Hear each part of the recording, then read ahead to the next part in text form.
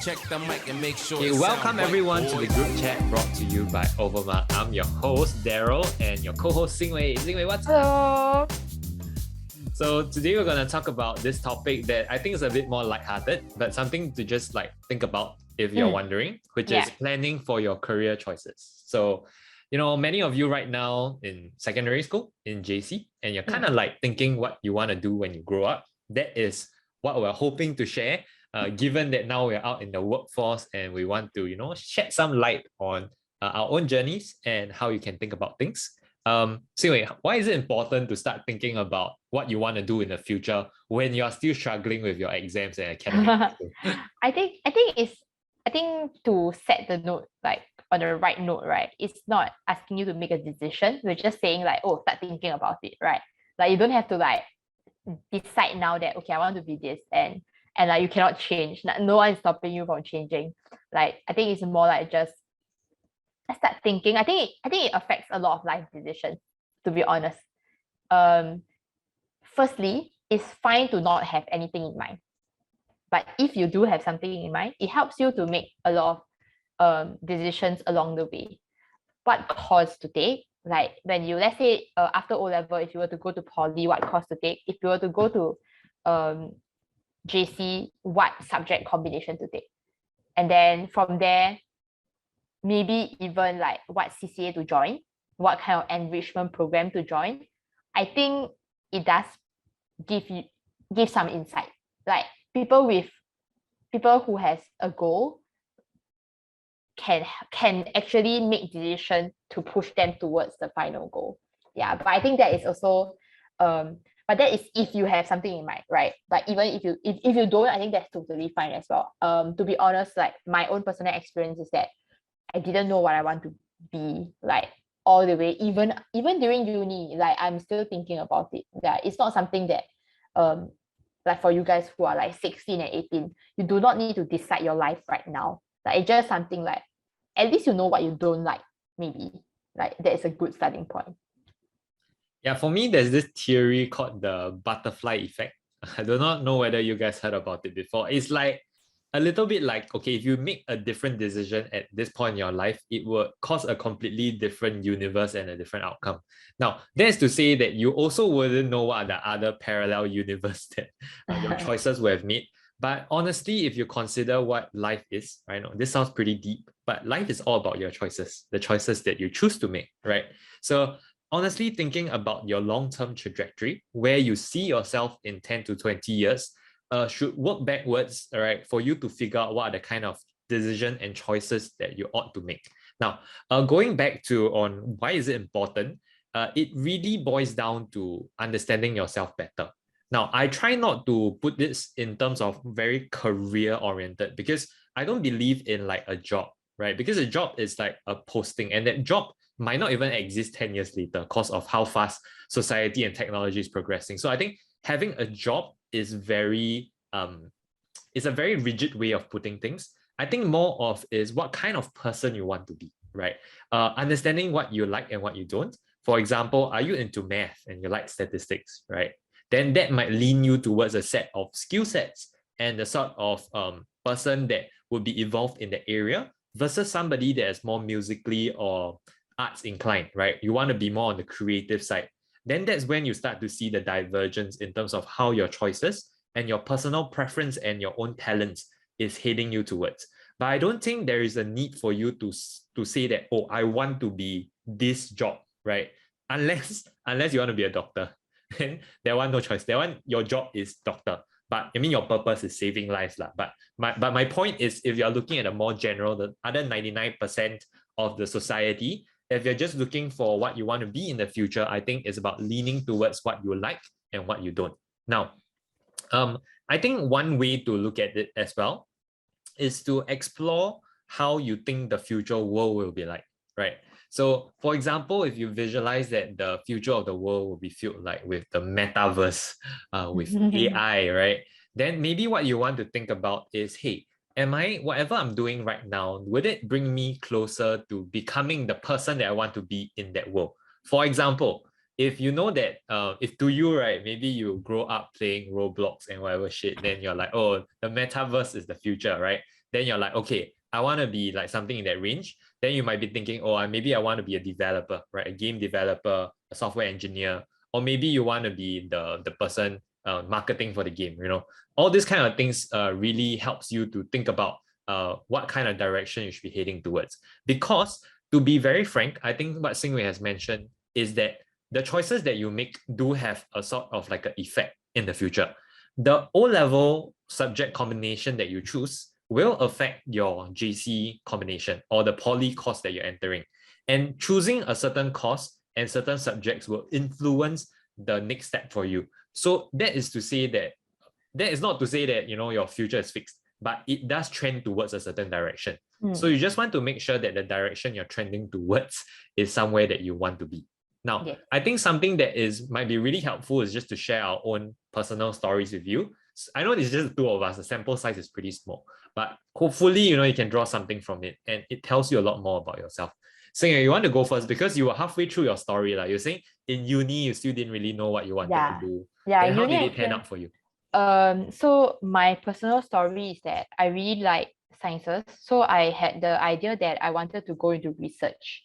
So like that those big ideas that like, oh, you go into research and then you find new cure, new medicine, new technology that can save life from all the illnesses, sickness, whatever it is.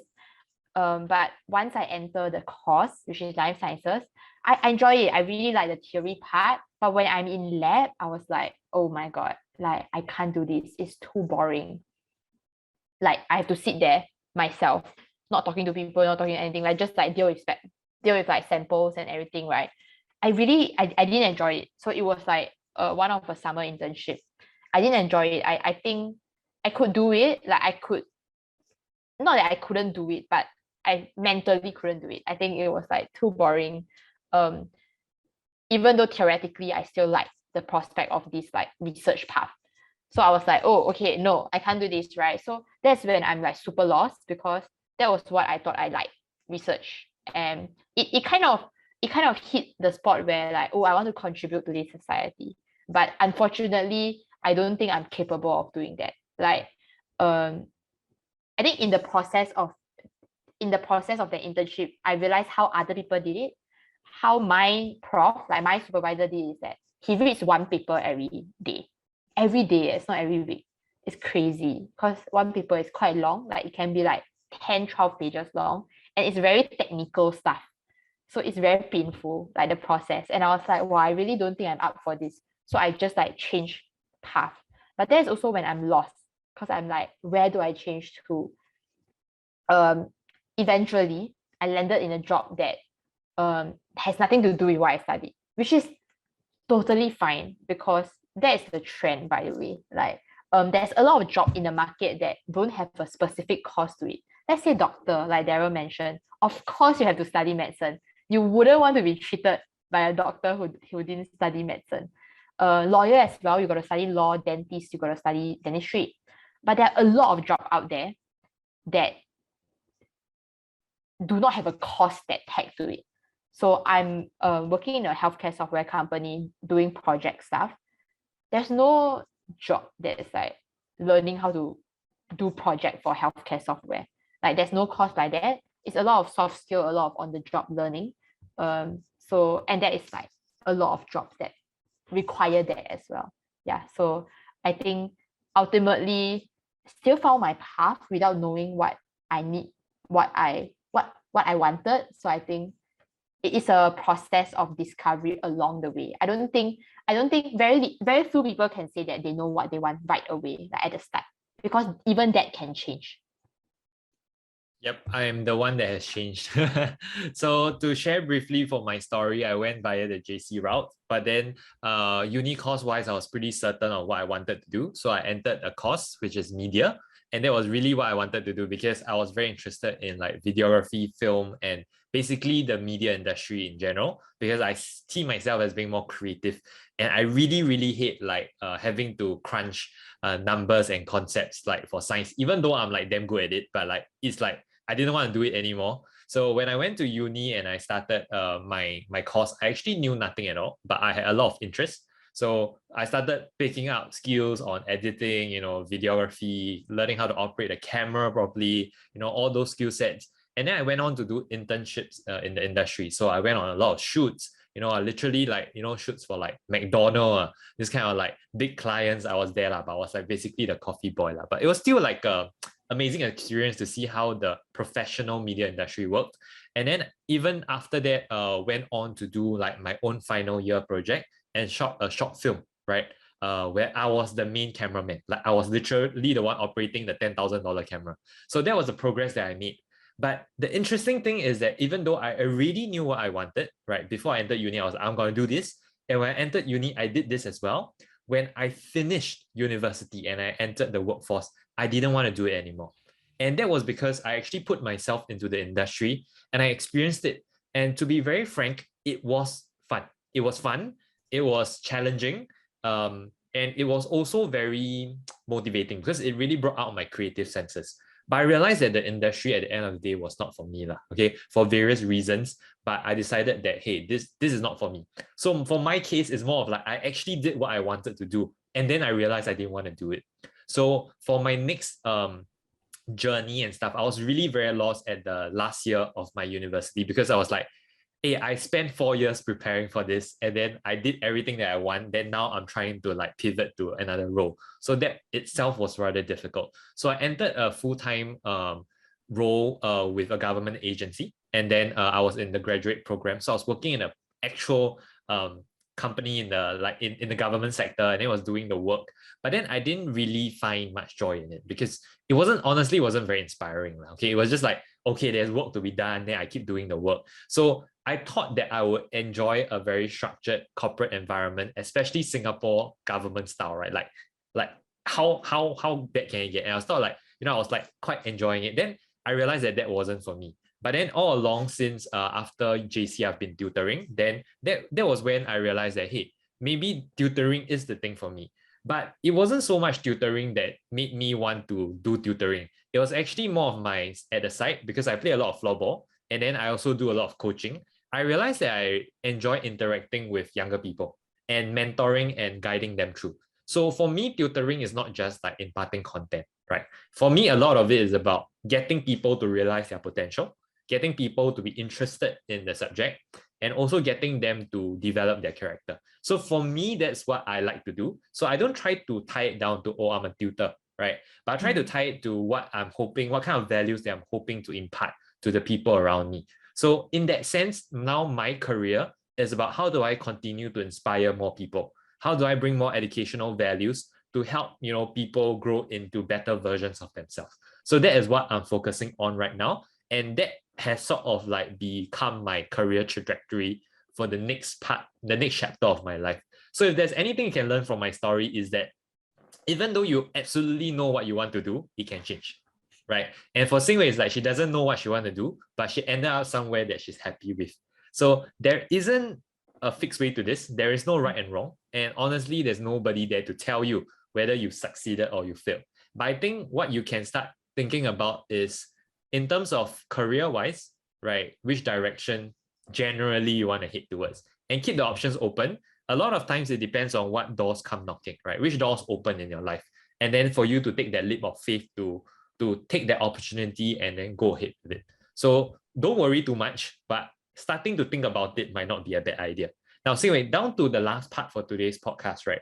I just wanted to check, right, with you on your thoughts. Let's say if a student at O level right now already know what they want to do, okay? But their score, right, is good enough to go JC. Should they go to the poly course of their interest, or do you think you encourage them to go to JC? I think this is a very difficult question. But I would say it depends on the course because let me qualify myself. I think most people are going to advise the JC route because we will call it a safer route because the JC make it to uni percentage is higher, right? So JC is the safe route, but there are some course, right? I think you will actually be on an advantage if you go to poly. One example that immediately come to my mind is architecture. Yeah, so for architect, they, like my JC friends and poly friends, and then they get into the same course in uni, the poly people tend to do better because it is like you have 3 years of practice. You are like advantaged for 3 years, even though you guys are on the same course, right? So that is actually an example that I would think of. But then again, I don't know if tying yourself down at 16 years old is like the best thing you should do, because once you go Archi route for poly, it's almost like for sure that you are going into architecture in uni. If you don't, that will be much more complicated process. Not saying that you cannot change course from poly to uni, but it will be a very complicated process, and you need to be like better than most people to make that change. So if I only can give one answer, I think I would say go the JC route. But if I can give a more qualified answer, it will be depend on the course. Yeah. I completely agree. It really depends on the course. Even for my own course in media, the poly kids Right. have such a huge head start because they were involved in so many more projects, and they actually have a portfolio to start with. Yes.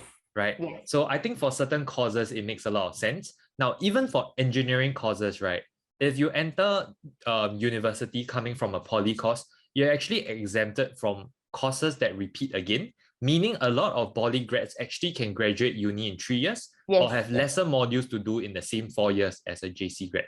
Yes. So that being said, right, for me, right, I don't really consider as much of the percentage of people that make it to university from JC and the percentage to make it to poly. For me, that is more of a distribution outcome, meaning the people that are already doing better academically ended up in JC, which is why more of them ended up in university. But the top 25% in poly, the cream of the crop, they still made it to uni, in fact, with more advantages. So my advice would be, number one, consider the course that you're doing, whether it needs real hard skills with experience, like architecture, like media. Yeah. I think a lot of this is about hands-on, right? There's no point studying theory, right? Going to JC won't help you do well in the media industry. That's very completely, fair. right? Yeah. Because it's more about creativity, it's more about hands-on skills, hard skills. Then I think that's when going the poly route is really helpful. But if you are more of looking at a skill set that is more generalist and you want to take the safer route, sometimes safe is not safe, but let's just say the safer route, then you can head down the JC route. Now, for me, I will encourage people that do not have an idea of what they want to do yet to strongly consider JC, because it gives you another 2 years to figure out what you like.